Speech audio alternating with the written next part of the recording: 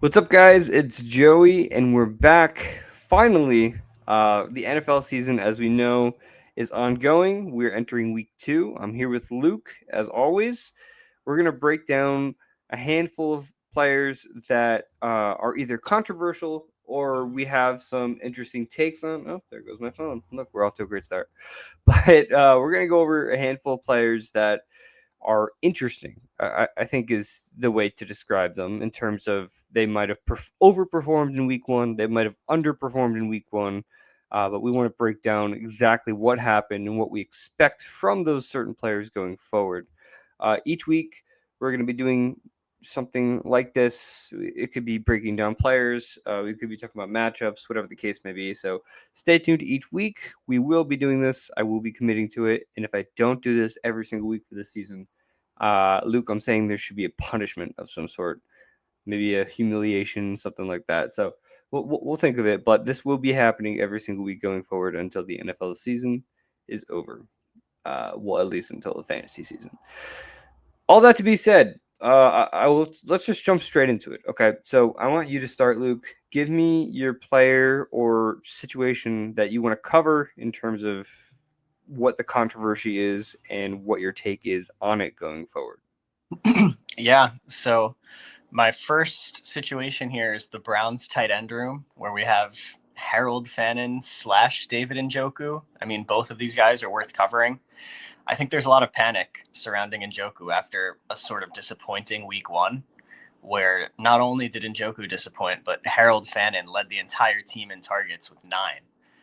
So for a rookie debut, that's extremely notable. But I think we should both, at the same time, be high on Fannin and his future outlook for the rest of the season, while also pumping the brakes on the Njoku panic a little bit. I think there's room for both of these guys to coexist. So as I said, Fannin leading the team in targets with 9 in week 1. That being said, David Njoku ran more routes than Harold Fannin did. 85% of of the Browns plays, David Njoku was out there running a route, compared to only 2/3 for Harold Fannin. Another thing worth noting, Njoku is this team's starting tight end. Fannin ran about half of his routes from the slot. Also ran one from the backfield, which is pretty cool. Had a handoff as well, which is also pretty cool. But he's more of like the gadget second tight end, slot receiver weapon than actual tight end. David Njoku is still going to be out there running routes from the tight end position. So again, not panicking on Njoku just yet. Another thing is just Joe Flacco. We know he's a dump off machine at this point. He's like 41 years old or something crazy like that. He's not out there running around extending plays, getting the ball out quick. So as we saw week 1, I think there's room for both of these guys, Fannin and Njoku, as well as Dylan Sampson in this offense to make some noise with the short, quick passing game.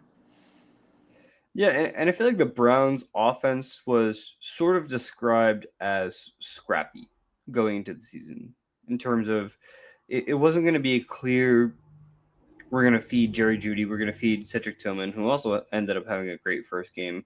Um, but it's more of like we're going to use the short passing game through our running backs, through our tight ends. We're going to use a lot of 2 tight end sets, which is what we saw with Harold Fannin and David Njoku. I assume your point here is you're not panicking on David Njoku if you have him. 1 and 2, Harold Fannin is an intriguing pickup, but don't set your expectations to week 1. Exactly. I think there's a happy medium where David Njoku is going to get the ball more, and maybe that means Fannin gets the ball a little bit less. But I think he's certainly going to be useful throughout the rest of the year. Definitely worth a waiver pickup. And Njoku, I'm still running out there in my lineup, so I'm not panicking at all. Awesome. Okay. Yeah. No, I'm in agreement. I mean, I have Njoku. He is someone who I hyped up a lot going to this season, and with Joe Flacco there, I think he's still an important piece of this offense. But Harold Fannin is also someone I really liked coming out of college. I just didn't really expect for him to be as involved this early. David Njoku is in a contract year, so also something to note. But yeah, so good breakdown there. I'm going to move on to my first player, which is Travis Etienne. So Travis Etienne, all of a sudden last week, looks like an RB1, like the clear RB1 for Jacksonville. Um, that's after an off season of touting Tank Bigsby, Byshell Tootin, LaQuint Allen even looked good at times. But Travis Etienne came in. He had over 140 rushing yards. He really owned that backfield. He played 61% in the offensive snaps. He had 20% targets per route run. And he also had a 66% opportunity share, which is interesting to note because Tank Bigsby, can't say his name right. Tank Bigsby had a 17% opportunity share in that first week. So with Tank Bigsby gone, that's extra work that could be divided between ETN, between LaQuint Allen, and between Byshell Dune. So I'm still a fan of Travis Etienne leading this backfield. And a lot of people forget 2 seasons ago, Etienne was literally a top 3 running back in fantasy football. So, if anything, last year in 2024 was kind of the fluke year for Etienne.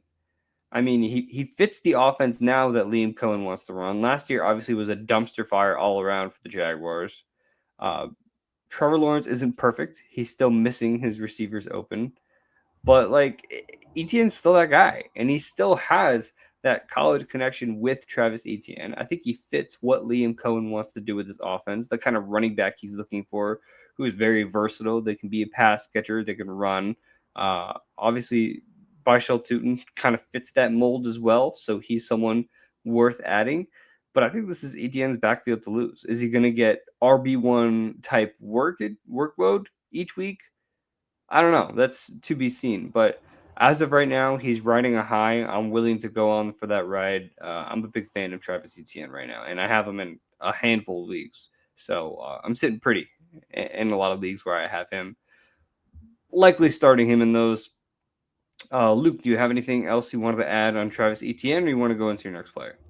Not much. Just that was one of the most popular comments that we were seeing on our running back stats post this week was, is Etienne the guy? And I think he might be. I mean, as you already you already mentioned, he got the vast majority of the workload week one, and that really can only go up, I would think. Maybe they get Tootin a little more involved, but I think Travis Etienne will probably be in that top 10 usage range for all running backs going forward. It's going to be fun to watch. I can go into my next player, which is Breece Hall. I think that the vibes surrounding the Jets as a whole, but like in particular, Breece Hall, were extremely low heading into this season. It felt like we were going to get some sort of ugly, disgusting split between all the running backs back there in the Jets backfield. But we actually saw something different. I mean, this game was close, and the Jets were really leaning on Breece Hall against the Steelers. He only played 58% of the snaps, but had 72% of the rushing opportunities / receiving opportunities, I suppose, running back opportunities.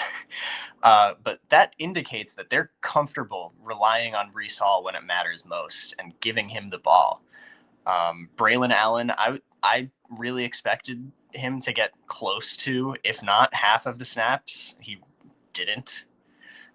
He was mostly reserved to a blocking-esque role / some third down plays. It's really not the split I or anybody else, I think, was expecting to see. I was expecting much more of a split, similar to what we saw in like Minnesota, where Jordan Mason actually played more and had the ball more than Aaron Jones, or like Seattle, where it was pretty much 50-50 on the touches between Charbonnet and Ken Walker.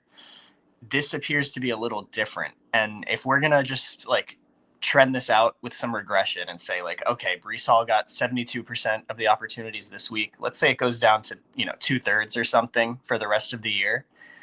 2/3 of the running back opportunities in an offense that's this run heavy, that's valuable in fantasy football. And I'm all of a sudden, after just 1 week, the vibes on Breece Hall, I think, should be shifting back upwards to maybe we're even higher than they were preseason.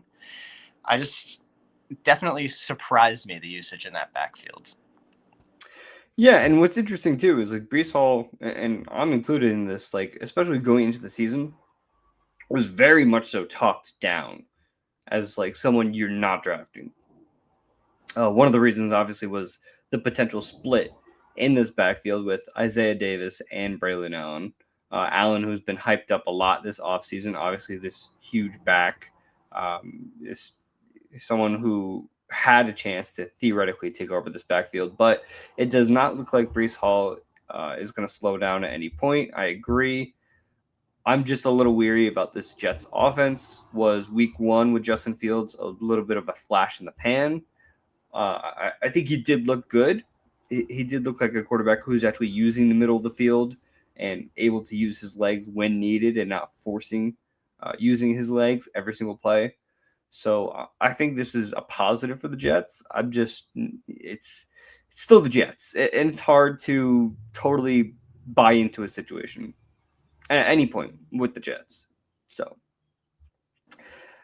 I'm in agreement. Luke, why don't you do your last player? We'll go out of order here. I know you got a job you got to go to, so Sure. we'll get your last player in there while we're here. Luckily, my last player is quick and easy. Hollywood Brown. Not really much advanced analytics that we can go into here.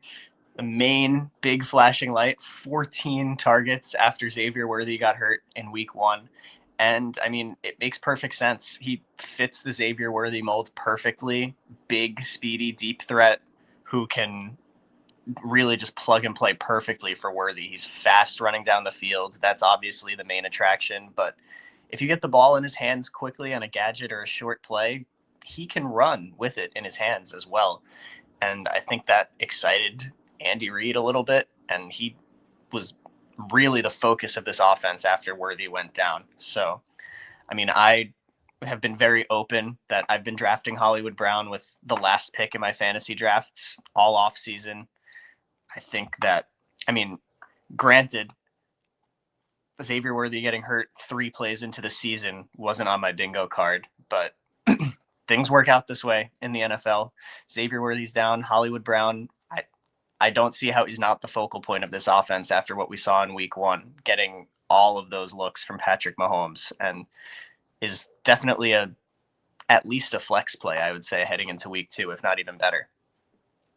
Yeah, I mean, I think you can confidently throw in Hollywood Brown as your wide receiver 2 going forward until either Worthy or Rashee Rice comes back from suspension. I think that's kind of just the play because I can't think of a single other name in that offense that you're trusting on every single down. I mean, Travis Kelce at this point is a shell of his former self, if that wasn't already clear with his production dip the last few years.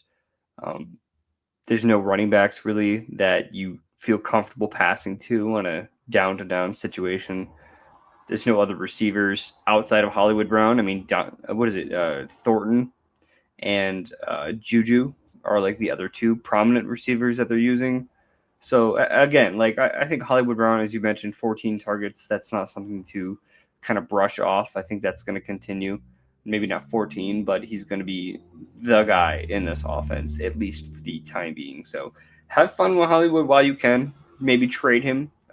This isn't like a trade episode necessarily, but if you can trade him for a bigger piece, why not at this point? You're only going to get 3 or 4 weeks out of him. So sweet. All right, I'm going to go into my second player, Javonte Williams. So Javonte Williams surprised a lot of people on opening night. And I feel like, especially on opening night, everybody is watching that first game. There's not a single person who likes football who is not watching that first NFL game. So Javonte Williams scoring 2 touchdowns, I'm sure sticking with a lot of people going into week 2. My concern with that, there's a lot of concerns with that, but one of my biggest concerns is that Javonte Williams just did not look good. I mean, 2 touchdowns is one thing, falling into the end zone, sure. But, like, he doesn't have that explosiveness and that spark that he did when he was so early on into his career. He's had a lot of major injuries, and he just does not look like the same back. He played 77% of the offensive snaps, but that's really just because they don't have anybody else right now. Jaden Blue was a healthy scratch, or quote-unquote healthy at least, because he was injured leading up to the season. It's just a matter of when they're going to get him involved in this offense. So Javonte Williams played 77% of the offensive snaps. Obviously, Jalen Carter had that mix up at the beginning of the game where he's spitting on Dak and getting ejected, which takes away one of the only big bodies that the Eagles have left up in that front seven. Because again, Milton Williams now with the Patriots, and just over the years, all their deep tackles have just like Hargrave, those guys have gotten jobs elsewhere. So they don't have a lot of big bodies in the middle anymore. And Jalen Carter missing that game was a huge blow to this offense. That being said, Javonte Williams only had 3.6 yards per carry. I mean, we're averaging under 4 yards a carry against the defense with no Jalen Carter. Miles Sanders came in and honestly looked better than Javonte Williams. He ripped off this huge run, which I don't think Javonte is even capable of doing anymore. I keep shitting on Javonte, but on Javonte, but in reality, he's a great pass catcher. He does move his legs through contact, so like he's gonna fight for those extra yardage. He just doesn't have a high ceiling on this offense, and if he doesn't fall into the end zone twice, we're not even talking about Javonte Williams right now. So I'm selling to anyone who is willing to take Javonte Williams off my hands. I am not trusting this going forward. The second Jaden Blue actually gets into this offense, I think we're going to see a huge shift. Um, and Schottenheimer, he wants to run. That's his thing. That's always been his thing on every team. It doesn't matter what receivers he has. George Pickens only had like 3 targets. Like, he wants to run the ball. And this offensive line looked a lot better than I think we all expected. Maybe that was, again, a result of Jalen Carter not being there. But ultimately, that's just how this offense looked. I'm selling Javonte Williams. I'm not a fan. I am not keeping Javonte Williams on my team. Luke, any input on Javonte Williams before you must depart? No, I agree. I mean, my only area of slight pushback is that Miles Sanders did fumble, and then they kind of went to Javonte even more after that. That doesn't really mean much to me because, as you said, Jaden Blue is a healthy scratch, and it's week one. I mean, I understand. You don't want those mistakes week one against the Super Bowl champs. Makes perfect sense. And I actually agree. Miles Sanders actually looked pretty good. So I'm in full agreement. I've been offering Javonte to a couple of teams, trying my best to offload him already. But yeah, even if this usage continues, I expect a heavier passing attack even than rushing game going forward in Dallas. Yeah, and that could very well be the case. I mean, when you have CeeDee Lamb and George Pickens in the same receiving room, you're bound to just throw the ball more. You want to use those guys, obviously. Miles Sanders fumbling, yeah, definitely not good. But I think if anything, that could open the door for them to activate Jaden Blue. So could be a blessing in disguise. The very last thing I want to go over is this Patriots wide receiver room.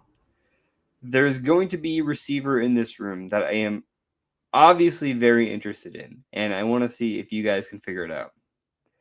So we'll let Luke depart here. It's just me. Luke has his day job he must go to. I also have a day job, don't worry. I don't do this full time. Okay, so for the Patriots wide receivers, there's only 2 wide receivers in this starting lineup that had existing chemistry with Drake May going into this year, and those receivers are Kayshon Boutte and Demario Douglas. Obviously, Stefon Diggs is that third piece there, coming off that torn ACL, playing with Houston last year. And here's the deal: is like Diggs only played 56% of the snaps in week 1. First game back from ACL, first game with the new team. He's in his 30s. That makes sense. But Diggs also ran a route on 37 out of the 40 snaps that he did play. So that's a 92% rate.